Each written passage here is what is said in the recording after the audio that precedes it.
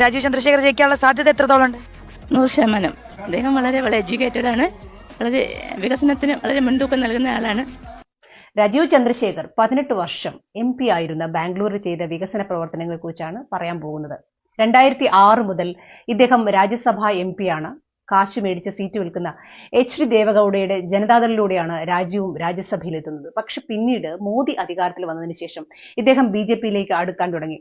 അവസാനം രാജ്യസഭാ സീറ്റിന്റെ കാലാവധി തീരാറായപ്പോൾ 2018 മാർച്ച് 12-ന് രാജീവ് BJPയിൽ ചേർന്നു. പാർലമെന്റ് ഇലക്ഷനിൽ ശശി തരൂരിനെതിരെ പരാജയപ്പെട്ടതിന്റെ പിറ്റേന്ന് വൈകിട്ട് ഞാൻ രാഷ്ട്രീയത്തിൽ നിന്നും വിരമിച്ചു എന്ന് പറഞ്ഞ് ട്വീറ്റ് ചെയ്തു. തിരുവനന്തപുരത്തെ BJPക്കാർ കണ്ണടച്ച് ചീത്ത പറഞ്ഞപ്പോൾ ട്വീറ്റ് ഡിലീറ്റ് ചെയ്ത് മുങ്ങി. ഈ അവസരവാദിയാണ് കോൺഗ്രസിനെ രാഷ്ട്രീയം പഠിപ്പിക്കാൻ വരുന്നത്. നമ്മുടെ നാട്ടിൽ നിന്ന് ബാംഗ്ലൂരിലേക്ക് ബസ്സിൽ പോയാൽ ആദ്യം ഇറങ്ങുന്ന സ്റ്റോപ്പ് മടിവാളയായിരിക്കും. ആ റോഡിന്റെ മറുവശത്തുള്ള സ്ഥലമാണ് കോറമംഗല. അവിടെയാണ് Koramangala saint John's medical college ആശുപത്രി. സെയിന്റ് ജോൺസ് മുതൽ ഔട്ടർ റിംഗ് റോഡ് വരെ 4.5 കിലോമീറ്റർ ദൂരമാണ്. ഇത് താണ്ടാൻ ഇന്ന് ഏകദേശം 3/4 മണിക്കൂർ മുതൽ 1 മണിക്കൂർ വരെ എടുക്കുന്നുണ്ട്. ശരിക്കും 5 മിനിറ്റ് മാത്രം മതി ഈ ദൂരം കവർ ചെയ്യാൻ. അതിന്റെ കാരണം നമ്മുടെ രാജീവ് ചന്ദ്രശേഖറാണ്. 2011 അന്നത്തെ BJP സർക്കാർ, അതായത് യെഡിയൂരപ്പ സർക്കാർ, ഈ റോഡിലെ ട്രാഫിക് പ്രശ്നം തീർക്കാൻ 120 കോടി മുടക്കി ഒരു പദ്ധതി കൊണ്ടുവന്നു. കോറമംഗല വാട്ടർ ടാങ്ക് ജംഗ്ഷനിൽ നിന്ന് ഒരു അണ്ടർപാസ്, കൃപാനദി കോളേജ് ജംഗ്ഷനിലെ ഒരു ഫ്ലൈ ഓവർ, വിപ്ലവ് പാർക്ക് ജംഗ്ഷനിൽ നിന്ന് ഒരു അണ്ടർപാസ്, പിന്നെ തൊട്ടടുത്ത ജംഗ്ഷനിൽ ഒരു ഫ്ലൈ ഓവർ, അതായത് ഒരു സിഗ്നൽ ഫ്രീ കോറിഡോർ. ഈ പദ്ധതി ടെൻഡർ എടുത്ത് പണി തുടങ്ങി. സെയിന്റ് ജോൺസ് ആശുപത്രിയുടെ മുന്നിൽ റോഡിൽ കുഴിയെടുത്തു. തൊട്ടടുത്ത വിപ്ലവ് പാർക്ക് ജംഗ്ഷനിലും കുഴിച്ചു. ഈ സമയത്ത് നമ്മുടെ മഹാനായ രാജീവ് ചന്ദ്രശേഖർ പറഞ്ഞു, ഈ പദ്ധതി അശാസ്ത്രീയമാണ്, ഇത് വന്നാൽ വലിയ പ്രശ്നമാണ്, ഇത് BJPയുടെ അഴിമതിയാണ്. രാജീവ് ചന്ദ്രശേഖറിന്റെ കയ്യിലുള്ള കോറമംഗല 3rd ബ്ലോക്ക് റെസിഡൻസ് അസോസിയേഷനെ കൊണ്ട് സമരം ചെയ്യിപ്പിച്ചു. ഇയാളുടെ TV ചാനലിലും പത്രത്തിലും അത് വലിയ സംഭവമാക്കി. കോടതിയിൽ പൊതു താൽപര്യ ഹർജി കൊടുത്തു. ആ പദ്ധതി പൂട്ടിച്ചു. മൂപ്പരുടെ 200 കോടിയുടെ കൊട്ടാരം ഈ കൃപാനദി കോളേജ് ഫ്ലൈ ഓവറിന്റെ 100 മീറ്റർ അടുത്താണ് കേട്ടോ.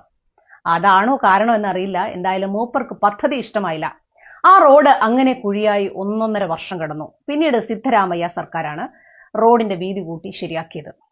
സൗത്ത് ബാംഗ്ലൂരിലുള്ള മലയാളികൾ ഇന്ന് ഇതേ റോഡിൽ ട്രാഫിക്കിനെ ശപിച്ച് യാത്ര ചെയ്യുമ്പോൾ മറക്കാതെ ഓർക്കുന്ന മുഖം നമ്മുടെ രാജീവ് ചന്ദ്രശേഖറിന്റേതാണ്. തീർന്നില്ല. അന്ന് BJPയുടെ പദ്ധതിയാണ് രാജീവ് മുടക്കിയതെങ്കിൽ പിന്നീട് കോൺഗ്രസ് കൊണ്ടുവന്ന പദ്ധതിയാണ് അദ്ദേഹം മുടക്കിയത്. അതിനെക്കുറിച്ചും പറയാം.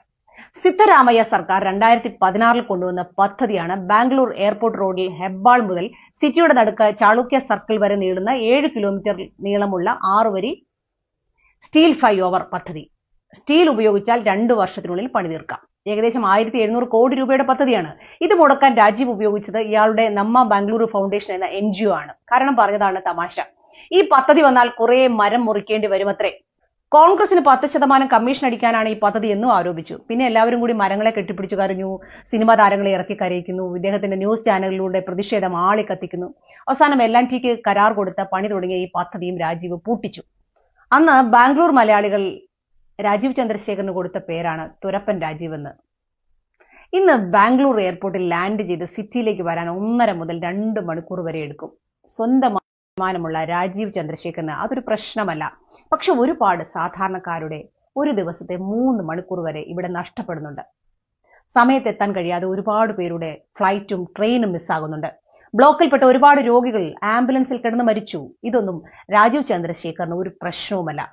ഇപ്പോൾ DK ശിവകുമാർ അവിടെ 17 കിലോമീറ്റർ അണ്ടർഗ്രൗണ്ട് ടണൽ പ്രോജക്റ്റ് കൊണ്ടുവന്നു, മടിവാള മുതൽ ഹെബ്ബാൾ വരെ. അതിനെതിരെ സംഘികൾ പറയുന്ന ന്യായം 15 മീറ്റർ അടിയുള്ള മരത്തിന്റെ വേര് മുറിയുമെന്നാണ്. പ്രിയപ്പെട്ട നിയമനിവാസികളെ, രാജീവ് ചന്ദ്രശേഖർ നിങ്ങളുടെ അടുത്ത വോട്ട് തേടി വരുമ്പോൾ ബാംഗ്ലൂരിൽ അദ്ദേഹം ചെയ്ത ഈ വികസന പ്രവർത്തനത്തെ കുറിച്ച് ചോദിച്ചു നോക്കണം. ഗംഗ നാഗവല്ലിയാകുന്നത് നേരിട്ട് കാണാം.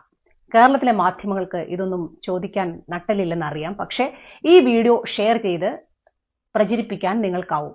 അതുകൊണ്ട് തുരപ്പന്മാരെ കേരളത്തിന്റെ പടിക്ക് പുറത്ത് നിർത്തൂ. ജയ് ഹിന്ദ്.